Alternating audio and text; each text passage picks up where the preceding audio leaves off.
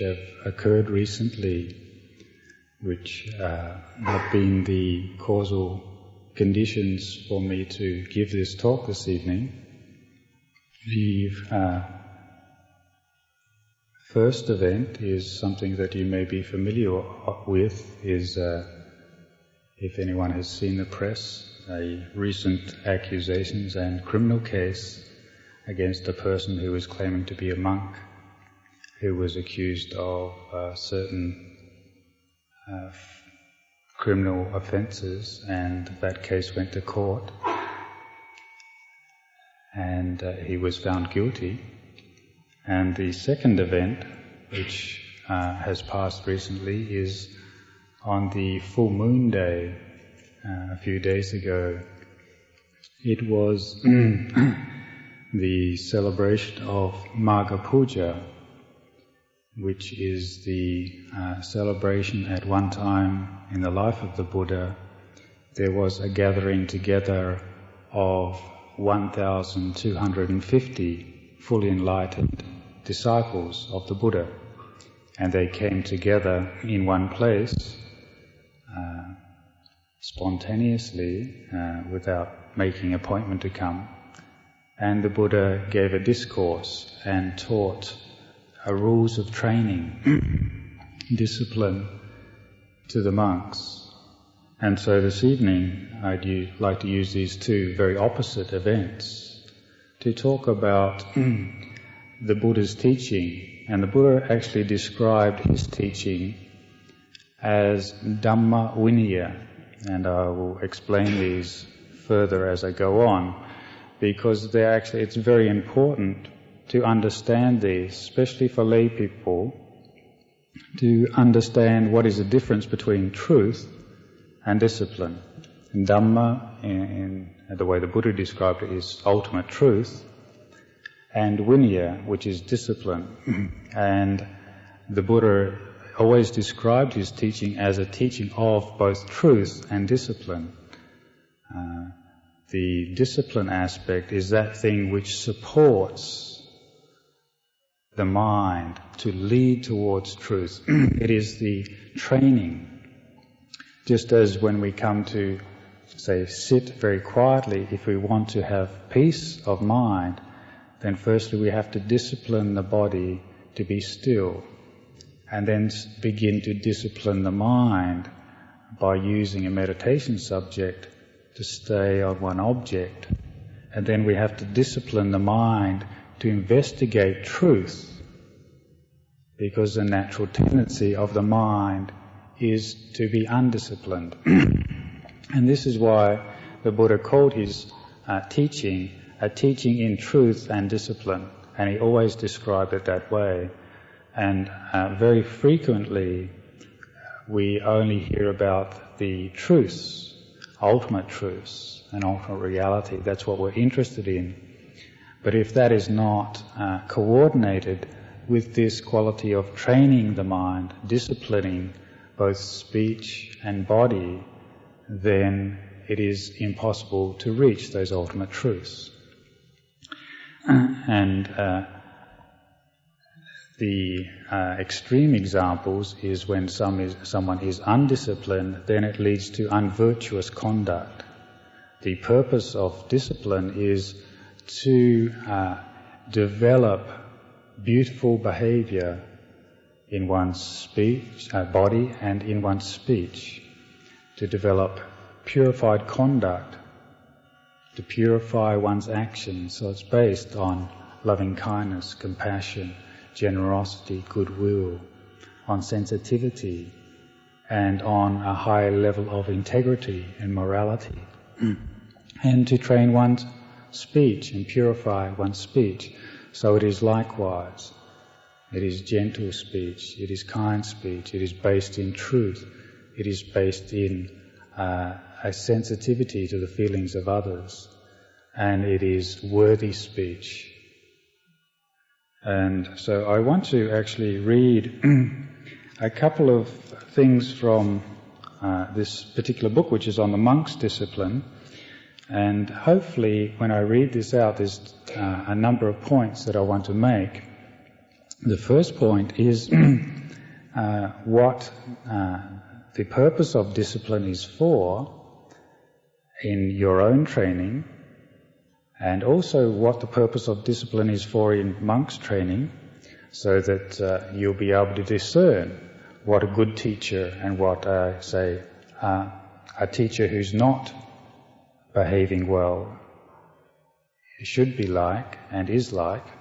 And the other point is to make it very clear what the Buddha's teaching is pointing towards. And he makes it quite pronounced here in this discourse that he gave. And in this discourse, the Buddha is actually pointing out, pointing out 8 things. There's 8 ways that you can tell if someone says something or does something, and you want to determine, now, is this according to what the Buddha would teach, or what the Buddha would say, or how the Buddha would act?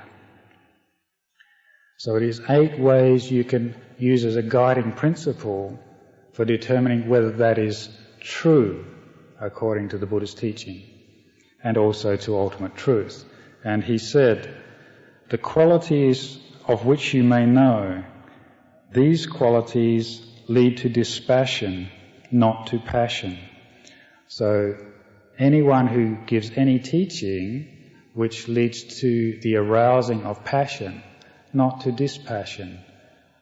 The arousing of passion always leads to the firing up of the mind, not to the quietening and stilling of the mind. To being unfettered and not to being fettered, so that one becomes bound up through clinging and attachment, not unbound. To self-effacement and not to self-aggrandizement. To modesty and not to ambition. To contentment and not to discontentment. To seclusion and not to entanglement. To energy and not to idleness. To being unburdensome and not to being burdensome. You may definitely hold this is the Dhamma, this is true, and this is the Vinaya, this is the teacher's instruction. So if any of those characteristics are found in that teaching, that it does lead to these qualities, then you could say this is the Buddha's teaching. And this is the standard that monks and lay people should take when they listen to any discourse or any teaching. If you want to use that as a standard, would the Buddha agree with that? And you should measure what I say as well by this standard. Is it leading to dispassion? Is it leading to unfetteredness, non-clinging? Is it leading to self-effacement, to modesty, to contentment, to energy, to being unburdened, that is someone easy to look after? And is it, if it is, then that is truth, that is the Dhamma, that is the teaching of the Buddha. And this is what the Buddha called these 8 great standards of determining what is the Dhamma Vinaya of the Buddha's teaching. And they're actually very important standards, because then one can take those and measure any teaching that one finds. And if one has faith and confidence in the Buddha as one's guide and refuge, then one can measure those teachings according to his instructions. And he then went on to say, the Buddha said, just as the sea has a single taste, that of salt, so too the Dhamma Vinaya, that is truth and discipline, have a single taste, that of release. And this is the whole purpose of the Buddha's teachings, that of liberation. The teachings are for that which leads to liberation, to lead to freedom, to lead to enlightenment, to lead to nibbana.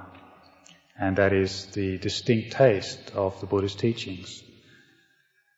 And then he went on to say that virtue, this disciplining of the mind, This training of the mind and body and speech has certain purposes. And this discipline is for the sake of restraint. Restraint is for the sake of freedom from remorse. Freedom from remorse is for the sake of joy. Joy for the sake of rapture. Rapture for the sake of tranquility. Tranquility for the sake of pleasure. Pleasure for the sake of concentration. Concentration for the sake of knowledge and vision of the way things are. Knowledge and vision of the way things are is for the sake of disenchantment. Disenchantment for the sake of dispassion. Dispassion for the sake of release. Release for the sake of knowledge and vision of release. Knowledge and vision of release for the sake of total liberation without clinging. And so this particular discourse here is pointing out the systematic progression, how virtue and the disciplining of the mind and speech and body leads up to the cultivation of certain qualities. Firstly, it leads to the direct benefit of disciplining the mind is non-remorse. This non-remorse, this lack of guilt, this lack of fault-finding with oneself, that one's behaviour is impeccable, one's behaviour cannot be faulted. That leads to this lack of remorse. And when there's lack of remorse, then there's a sense of contentment with oneself. One has an inner well-being, a feeling of being at ease with oneself. When there's contentment, then there's a gladness. And when there's gladness, there's joy. And when there's joy, there's happiness. And with joy and happiness, there's tranquility. And with tranquility, that leads to this concentration of the mind. And this concentration of the mind, when the mind becomes still and at peace, this leads to knowledge and understanding of the changing nature of conditions. One sees impermanence. One sees things are not stable because one has stilled the mind, and then one has a contrast. One has a mirror to hold up the mind to when one starts experiencing phenomena again. And then one sees reality as it really is, and that leads to a turning away from these things, not clinging to these things, allowing them to go according to their own nature, and then one becomes released. And so the Buddha is actually pointing the reason he taught Dhamma and Vinaya, Dhamma and discipline, is for this very purpose. And the opposite leads away from this goal. The destruction of virtue leads away from release. It leads to pain, it leads to suffering, not only for oneself, but also for others. And I wanted to go on and speak about this very aspect of virtue, because it is a very important quality, and I wanted to build on what I've actually said, and also to point out, say, the virtue within the monastic tradition. Firstly, the Buddha said he created, after he became enlightened, he taught his teaching, and the first 5 disciples to hear those teachings decided to ordain as monks. And when they heard those teachings, they also became enlightened.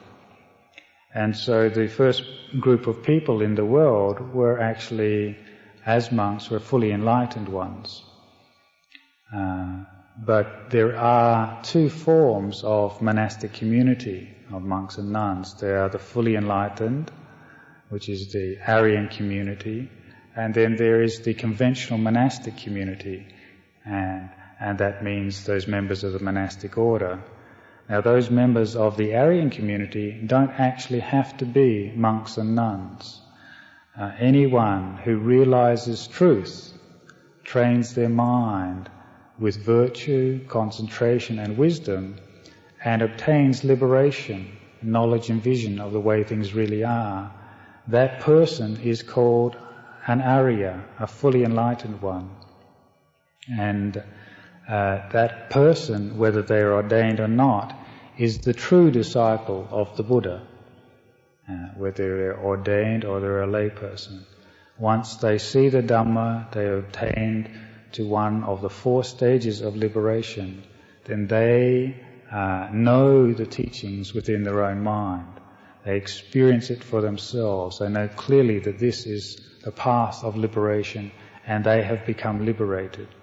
When they know that, whether they are ordained or not, they are what we call a member of the noble community of the Buddha's disciples.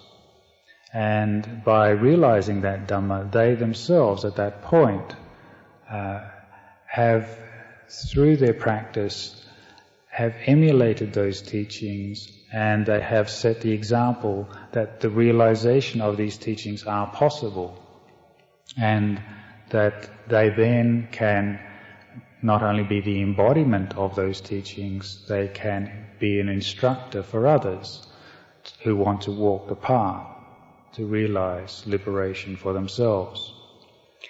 The Aryan Sangha is divided up into 4 groups, 4 categories of beings, four broad groups, and there's a subdivision, being 8 in all. There's two members of the stream enterer group, 2 of the once returner, 2 of the non-returner, and 2 of the fully enlightened arahant. And these 2 groups mean the first members of the first group is the stream enterer, the sotapanna. And this is a person who, by practicing their virtue, they purify their view, the way they look at themselves and the way they look at reality, the way they look at their personality changes radically once they have entered the stream, once they have become a stream enterer. The first aspect is the person who is practicing to purify their view, and then a person who has realized the purification of their view. And this person is what we call someone who has entered the stream of truth. And the way they have purified their view is that they do not take their body to be their real self. They do not take feeling to be their real self. They do not take thoughts, perception or consciousness to be real self. They see the body as something just borrowed. It is not our real home, as Ajahn Chah used to often say. We just borrow this house, we rent it for a while, and eventually we must change it. Like our car, we borrow that car. It's not really ours. We use it for a short while, and then eventually that car must deteriorate, must grow old, must pass away, must be returned back to the scrap heap. And then we buy another car, because that car is not drivable anymore, it's not useful. Same with this body. This body is something we use. Consciousness takes up residence in this body, and it is something that we use wisely, we use skillfully. We train it to be virtuous, we train it in a useful way, but it is just borrowed. It will be taken back from us, and we don't know when. And the same with even thoughts, perceptions, feelings, and even consciousness. That too arises and passes away. And when we see that what arises and passes away we cannot have control over, that it is conditioned, then we see that personality is not an ultimate self. Therefore, our view changes, our perception of self changes. We see that things are just conditioned phenomena, arising because of conditions and then passing because of conditions. And with this purification of view, then we overcome our doubt in the teachings for truth. We see the path, we see the way we should practice, and we have confidence in the Buddha, Dhamma and Sangha. We have confidence in the teacher, we have confidence in the teachings, and we have confidence in those who have realized the teachings. And then, therefore, our doubt is dispelled. And we do not see that there is any other path of practice apart from the purification of body, speech and mind. One does not become purified through other rites and rituals. It is through the perfection of one's bodily action, perfection of one's speech, and the purification of mind that one inclines towards enlightenment and liberation. And the other groups of Aryas, the noble disciples of the Buddha, is the path practitioner of the once returner, and the person who is realized once returner. They will only be born once again into this world. Then the person who has seen the fruit, the path of the non-returner, and realize the fruit of non-returner. And the last, the fully enlightened person who is on the path to fully enlightenment and who's realized then the fruit of full enlightenment.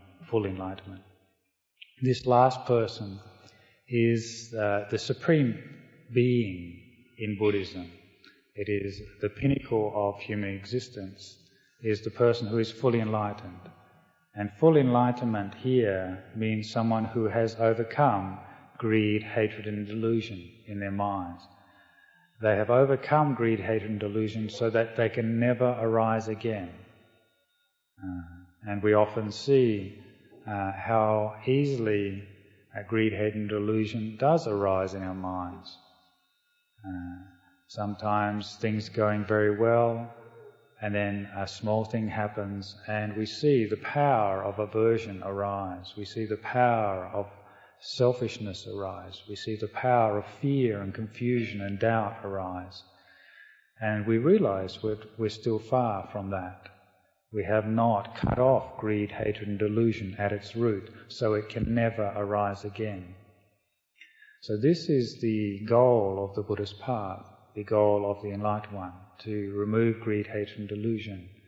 And when they have removed greed, hatred and delusion, then their mind has obtained ultimate liberation, ultimate peace, ultimate stilling.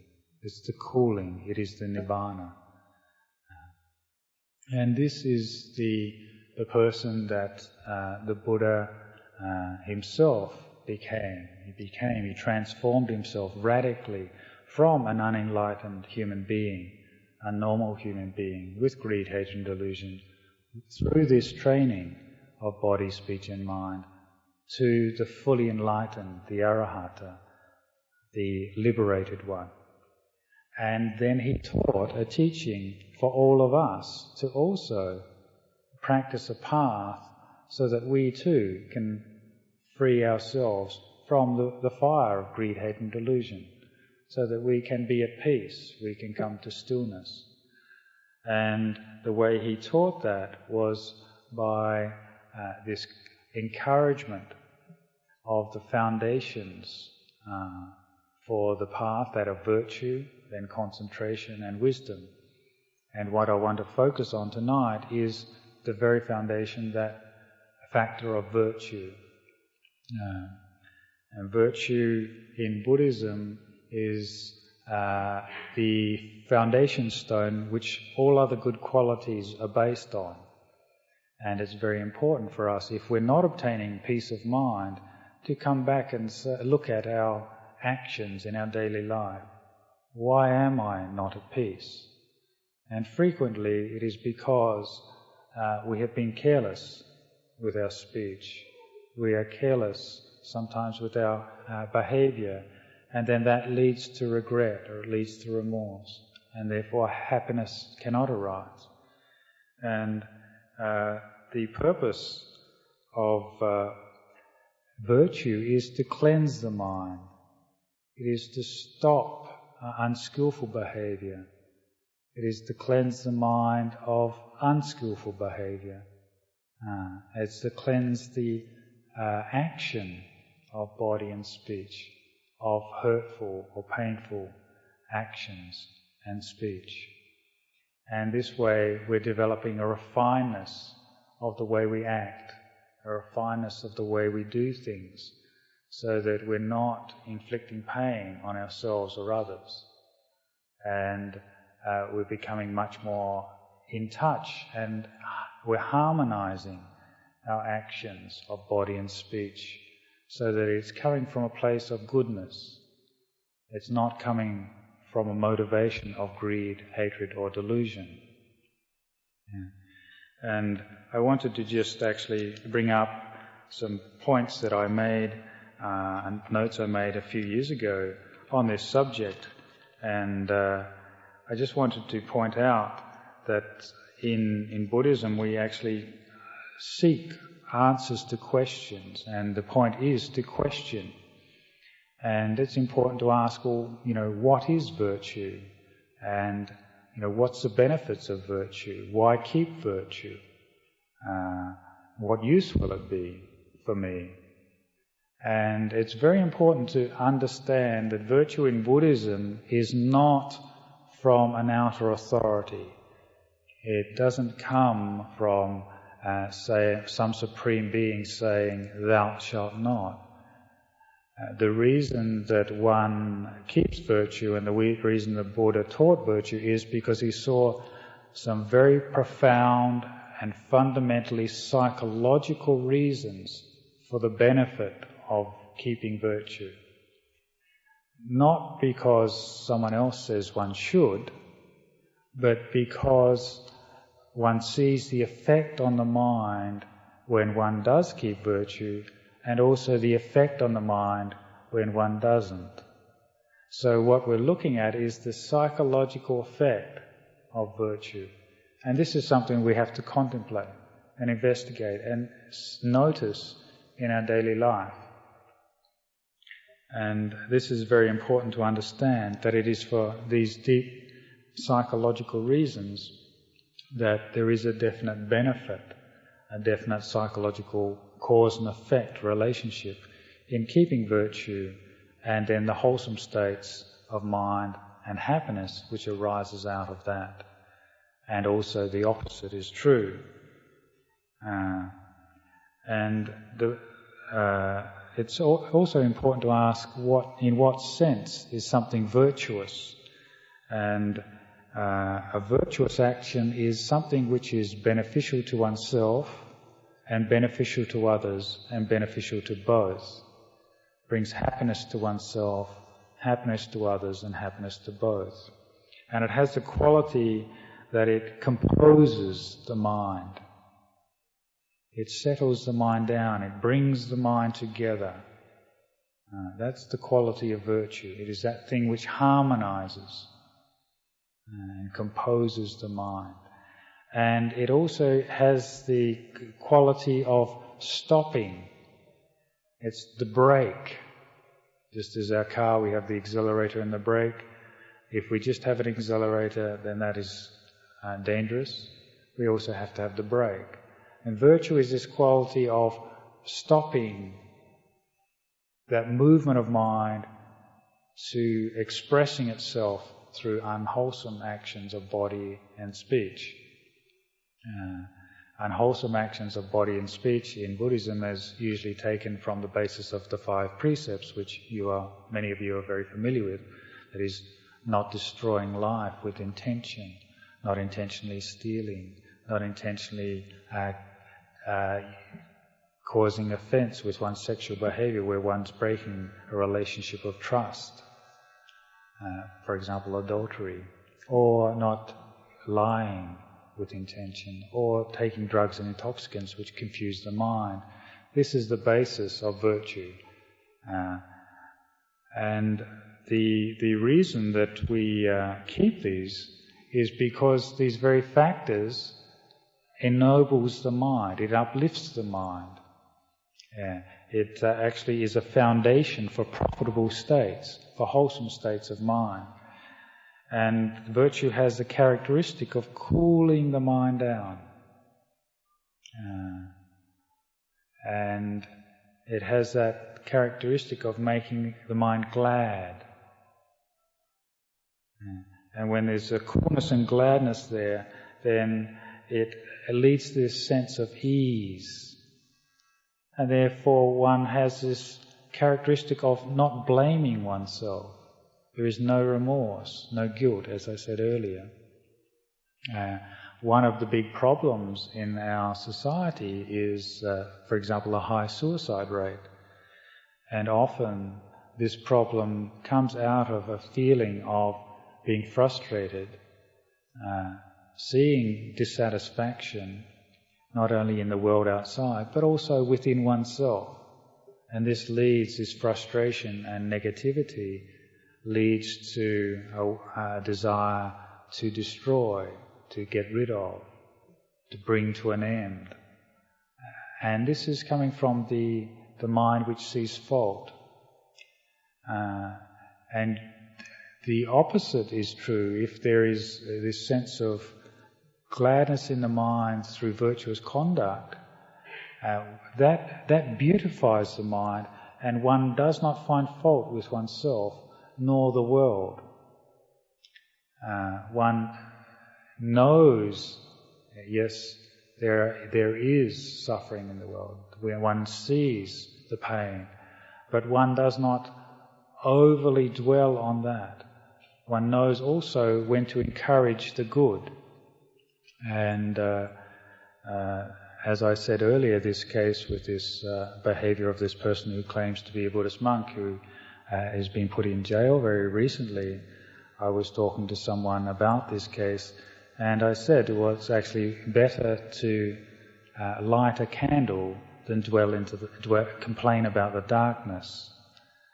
And this is actually very important, because you notice that the press, the newspapers, tend to dwell on the darkness. And if we dwell on what's the darkness that is in the press, then it does lead to depression. It leads to this sadness. It leads to the mind which is drawn down to see the fault in humankind, see the negative qualities in humankind. And we don't look for the good. We don't light a candle. We don't try and make ourselves enlightened in this dark world. And that is the goal of the Buddhist teachings, that each one of us takes responsibility and lights a candle in this world and sets an example. And we can do this by cultivating virtue. And I once remember at one time a layperson came to see my teacher Ajahn Chah, and at that time there was a scandal in the press very similar to what's happening here about some monk who had done something wrong. And this person came up to Ajahn Chah and started repeating the accusations and the claims, and was saying, oh, this is terrible, this person is undermining the good name of the religion and undermining the good work everyone has done and bringing Buddhism into disrepute, and this is terrible bad karma, and went on like that. And after listening for quite a long time, Ajahn Chah said to this person, you know, I'm not concerned about whether anyone else destroys the good name of truth or destroys the good name of these teachings. I'm only concerned about whether this person destroys this truth and destroys the good name of these teachings. This is the person I can be responsible for. This is the person I can do something about. If this person gives up on truth, then it's like the world gives up on truth, because this is all I know.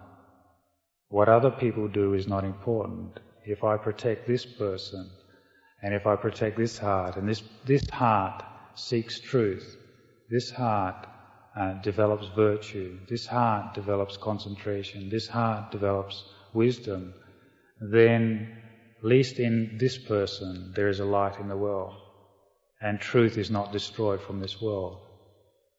But if this person gives up, then that is destroying the good name of these truths and these teachings. And I found that a very, very useful reflection, because that is like this saying, light a candle rather than complaining about the darkness. That is not to discredit, to say that things are not correct according to truth.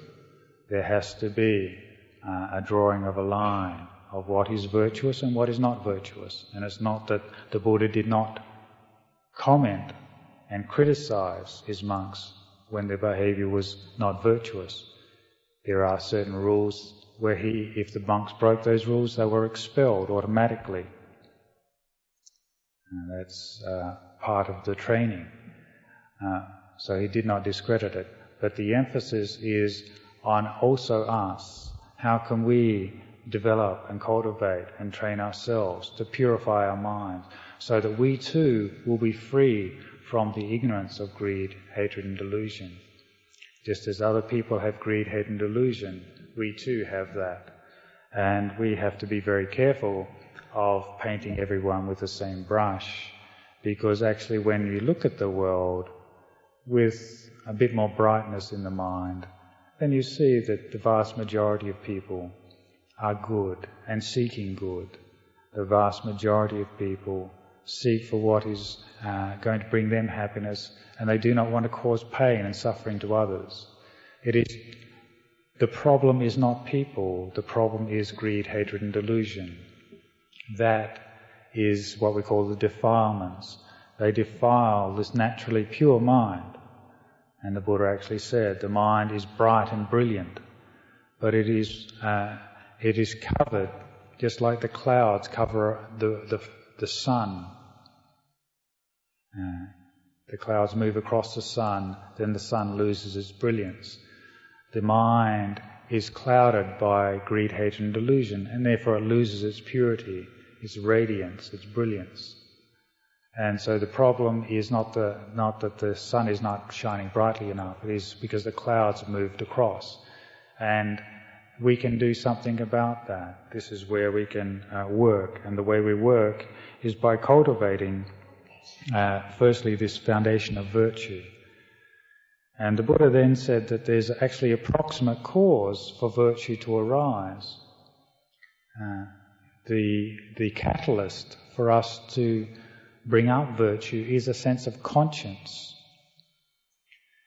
Conscience is this quality of reflecting on one's behavior, aspiring to good behavior, aspiring to kindness, aspiring to what is noble, and being ashamed or ashamed to do the opposite.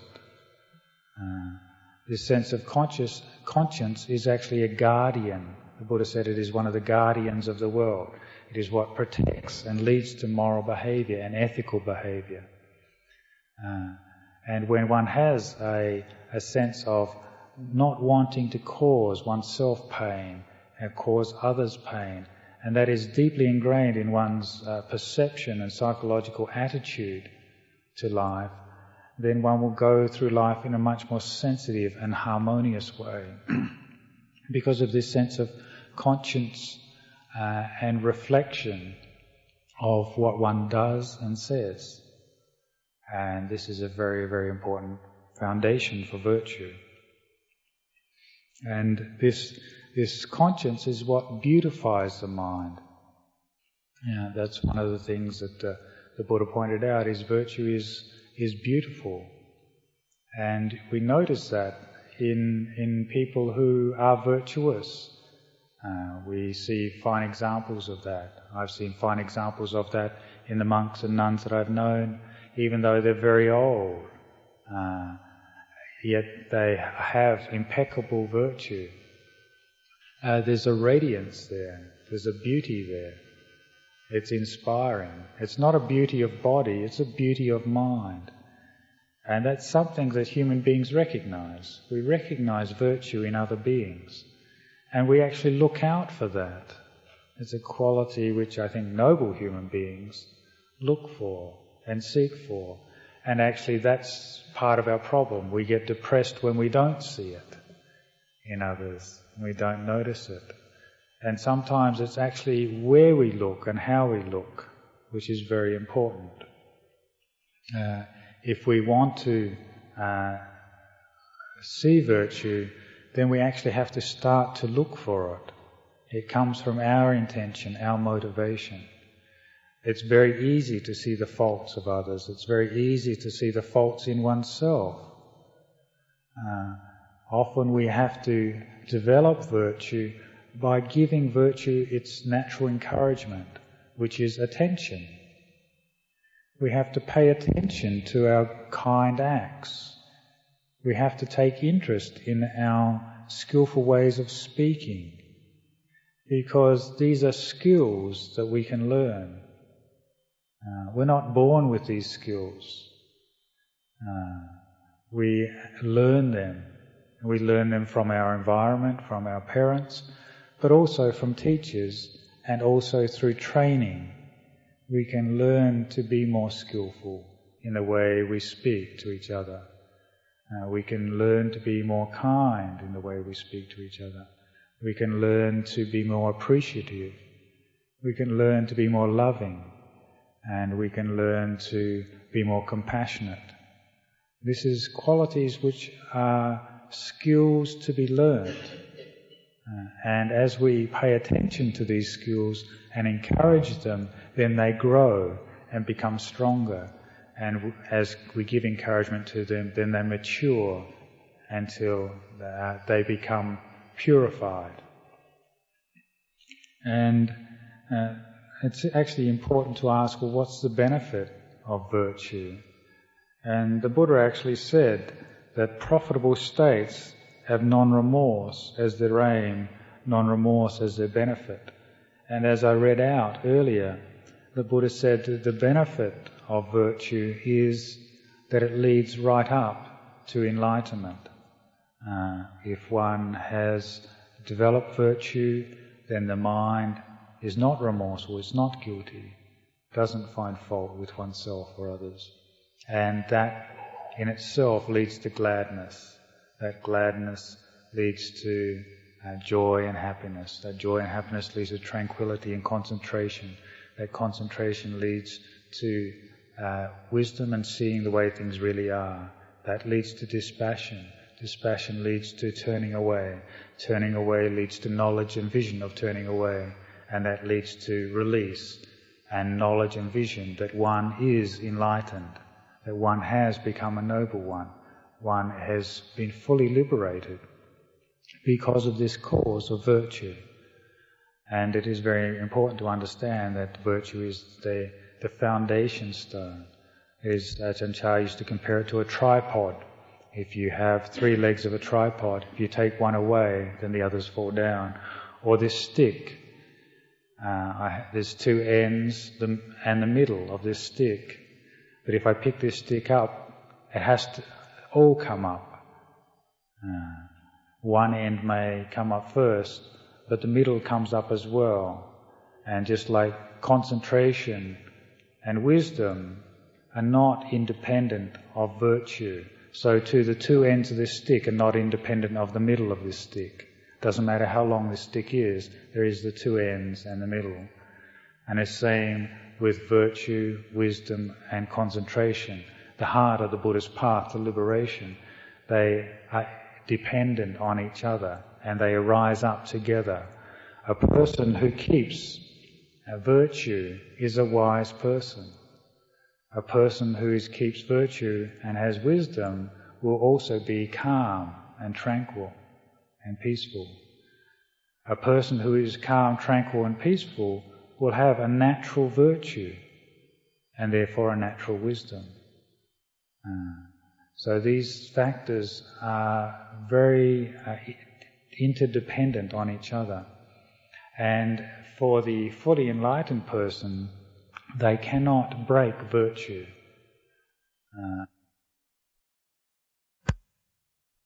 do anything which is motivated by greed, hatred or delusion, and therefore their natural behaviour of speech and mind will be purified. They will not say or do things which is motivated by an unwholesome state of mind. And this is actually very important for us to reflect on. And virtue is something that we can cultivate. It is not far away from us. We see how in our daily life the way we respond to others has quite a strong effect on our family life, our society, and on the world at large. And how we interact is very, very important. And it is important to relate to each other in a very wholesome way. And before I finish up this talk, I wanted to relate a story which I heard in Thailand when I was there a month ago, which was about Lumpur Buddhadasa. And Lumpur Buddhadasa, he was a monk in the south of Thailand, and he was building a large meditation hall. And it took many, many years. And after 13 years, all he had done is the people had poured the concrete floor and put up the pillars. And they hadn't put any walls on or roof or done any of the decoration. And there was one gentleman who used to come regularly to the monastery, and every time he'd come, he'd see this building go up in very slow stages, step by step. And after 13 years, all he could see was the floor and the pillars. And so he went up to Lumpur Buddhadasa and he said, "Venerable Sir, when are you going to finish this meditation hall?" And he said, "It is finished." And he said, "What do you mean it's finished? All you've got is the floor and the pillars up. You haven't got the walls or the windows or the roof. There's lots more to do. There's tons more to do. When is it ever going to be done? When are you going to get the money together to complete it?"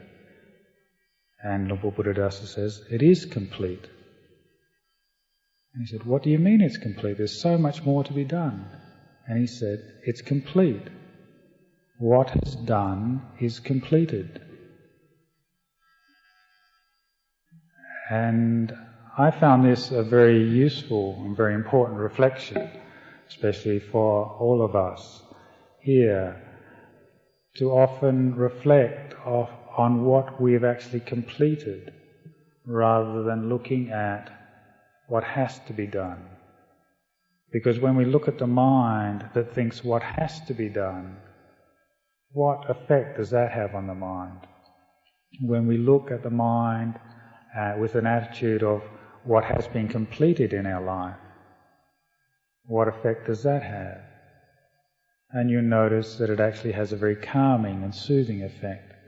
When you look at what you've, say, completed in your life, in terms of your work, your occupation, your house, your family, then there's a sense of contentment and fullness, a sense of satisfaction. If we look at, say, the people around us as being incomplete, if only he would improve in this way, or she would do this, or if only my children would finish their studies, or do this or that. If we're always looking at what is to be done, is incomplete, then there is a sense of dissatisfaction.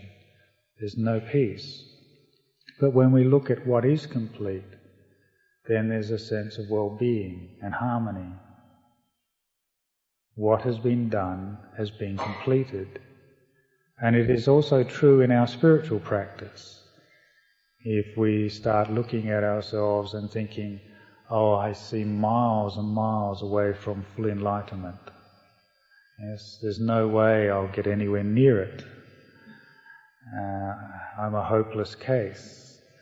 Yes. Then when we think of that, well, what effect does that have on the mind? It leads to depression, doesn't it? But when we think of what we have done, we have completed. We have completed to this point. We have developed at least this point of wisdom, this degree of understanding, this sense of appreciation of truth, this amount of understanding of the importance of a spiritual path, this degree of virtue, this degree of concentration, and at least this degree of wisdom. And that we can know for ourselves, how much we've done, we've completed. Yes, there's more to be done, but if we focus on what has been completed, then frequently that leads to tranquility, a sense of ease, and also an encouragement to do more, doesn't it? To build on what we've already got. And so I'd like to give this to you as a reflection, something that I brought back from Thailand to offer to you, and hopefully this talk has been useful. If there is any questions, I'd like to respond to your questions or queries.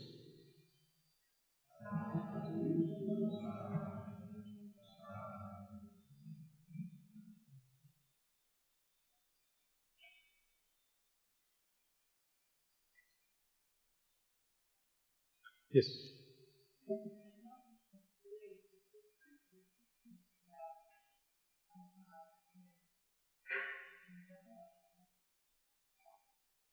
Sorry?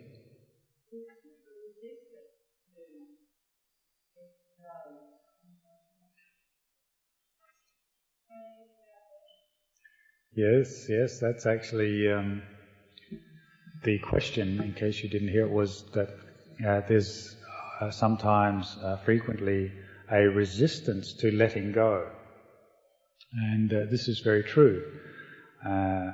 We often see danger or see the pain of something or the difficulty, but we have trouble giving it up or letting go of it. And even that amount is wisdom. Yeah? But what we're seeing is, we're seeing that there is a reason why, and the reason why is actually very important to understand. It's often because we, Ajahn Chah used to say, we still delight in that thing. We still have a sense of we're disappointed or saddened to give it up. Yes? We have a regret to give it up. And because of this, we can't give it up. Yes? And that is because we still see that object in some way will bring us some sort of happiness or some sort of satisfaction, either in the present or in the future time. And because of that, we haven't really seen the impermanence of it, and we haven't also seen the unsatisfactoriness or imperfection of it. And so therefore, when we haven't seen it totally clearly, then it's difficult to give it up. Yes. And Ajahn Chah used to give the simile, it's like the mango is not yet ripe on the tree, so it doesn't release. Yes. The mango falls from the tree when it's completely ripe and the conditions are ready for it to fall. And often the conditions aren't ready for it. And maybe it's because the sun hasn't heated the mango up long enough to make it ripe enough. Sometimes it's because we actually haven't seen things clearly enough that this is unpleasant, painful, or something that we really want to give up. And because of that, it makes it very difficult to let go. Because we think, sometimes we think, I'll keep it just in case I need it later on. So sometimes we want to give it up, but only temporarily. And another monk I knew in Thailand, Luang Por Tet, he says, sometimes we let go of things, but we don't want to cut them off. So we put them down, but we don't cut it off. And so we go and pick it up again later on. And so we have to both put them down and cut that off Cutting off means here we've seen clearly that this is painful. And it's a bit like, Ajahn Chah used to compare it to a child has an infatuation with, say, fire and flames, whereas the adult knows that that fire is painful and can burn and is dangerous.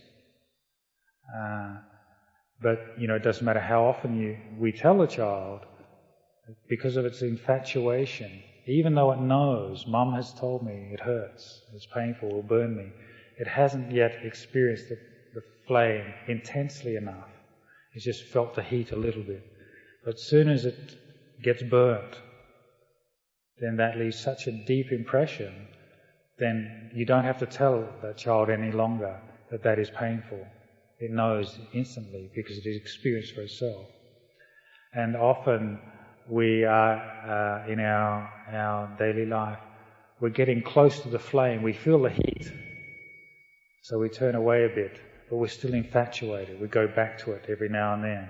We haven't yet been burned enough to realize that that is very painful. And so this is the quality of developing that, seeing the danger. But this comes as a gradual process, and it comes through looking and investigating the characteristics of things.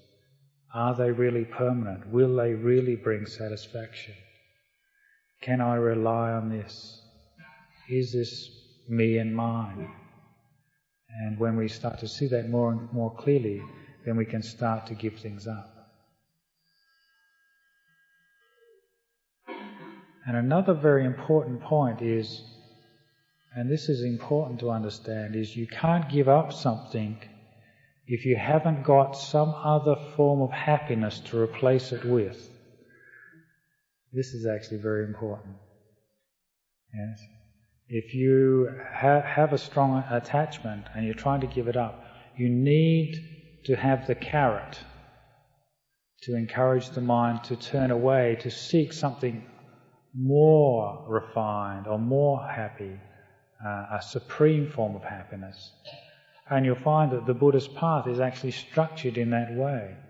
It's saying that, say, unvirtuous behaviour, it may give you some sort of gratification, for example, of, exploitive behaviour, getting what you want. It gives some gratification and pleasure. But there is a more refined form of happiness which comes from virtuous behaviour.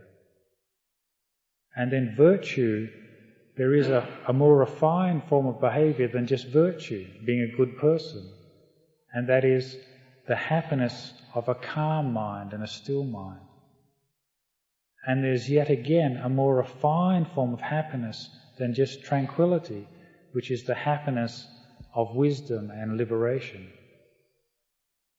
So by seeing that this leads to even greater and greater happiness, then we can give up what is a coarse happiness, what is a coarse pleasure, what is a coarse gratification, and gradually incline to more refined forms of happiness. So actually the path of Dhamma is actually a path to seeking happiness and moving away from what is painful.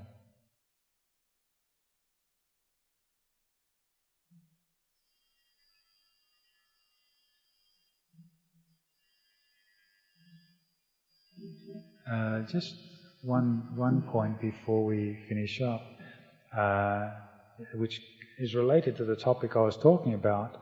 Someone asked me when I gave a talk at Armadale the other night whether Buddhist monks can do astrology, chart reading, palm reading, and fortune telling, crystals, lottery numbers, blackjack at the casino, and I thought that was a very relevant question, even though I talked about something totally different, because it actually is a very important issue. It's a current issue, and also it's something that you find in the so-called, what I would call pseudo-religious sects and areas, and certainly there's a lot of information on this. And it is interesting that the Buddha actually, when he taught his teachings, he said his teachings is for, as I said, for one thing, which is for release, liberation, freedom, just as the taste of the ocean has the taste of salt, the flavour of salt. So his teaching was specifically for that. And any other thing that wasn't directed towards liberation, enlightenment, he did not see that and consider that as ultimate truth. And so actually he made a rule against monks doing these very things. Monks giving fortunes, astrology, palm reading, lottery numbers, etc., etc.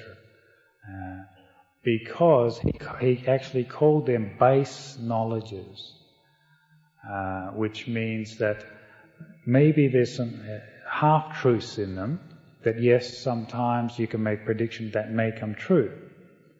Through, say, a vision in meditation, that is quite true. You can have those experiences in meditation. Yes, you can have actually an experience where you actually can maybe sometimes predict the future. But because those experiences are not leading to liberation, and they are only sometimes at the best half-truths, in that sometimes they are right and sometimes they're wrong, then he called them base knowledges. They are knowledge, yes, but they are not ultimate knowledge, which is a knowledge which leads to the ending of greed, hatred and delusion. And he said, all my teaching has this purpose for the ending of greed, hatred and delusion. And I think this is actually very important for people who are interested in Buddhism to understand that, because then you have a way of discerning what is, say, good behaviour of monks, and also to discern what am I looking for. Because you can't just blame the monks. Often it's what you're looking for. Yes? Often people want to have their astrology sign told, their fortune told, their palm read, etc. And lottery numbers. We want to win the lottery, don't we? And we actually have to look at why. And then we actually start to see that the why we want these certain knowledges about the future is because of greed, hatred, ill will, fear. Fear falls into the sphere of hatred and ill will. And delusion, because we don't know. What we don't know, we're afraid of. And this fear of the future leads to insecurity. Therefore we run to somebody who we think we can trust, we have confidence, who has a good name, they're supposed to be a good astrologer. We seek them for reassurance that we'll be okay. Sometimes they say we'll be okay, sometimes they say we won't. Then we run through fear to cover our bets, so that all things will work out for us. And we see that the motivator is this greed, hatred and delusion. So this is why the Buddha called these base knowledges, because the motivator for the desire to have them is coming from greed, hatred and delusion. And the motivator to teach them is actually coming from greed, hatred and delusion. And they do not lead to the ending of greed, hatred and delusion. Whereas he distinguished that from his own teaching, which was for the very purpose of leading to greed, hate and delusion. And you can know whether you're practicing correctly is if greed, hatred and delusion is decreasing in your mind, not increasing. So I'll just make that point because it is a very important issue. And again, as I said, if anyone wants to ask questions or come up and speak to me afterwards, you're most welcome.